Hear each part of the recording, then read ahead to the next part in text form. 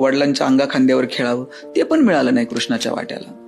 तिथून उचललं आणि दुसऱ्याच्या घरी नेऊन ठेवलं.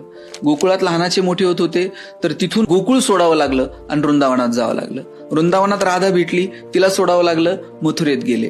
मथुरा सोडून द्वारका उभी केली तर कृष्णाला लोक रणछोडदास म्हटले. किती अवहेलना, किती अपमान. आणि एवढं असून तुम्ही कृष्णाला कधी रडताना बघितलं? गोकुळ गेलं, मथुरा गेली, राधा गेली, द्वारका बुडाली, आता जगण्यात अर्थ उरला नाही.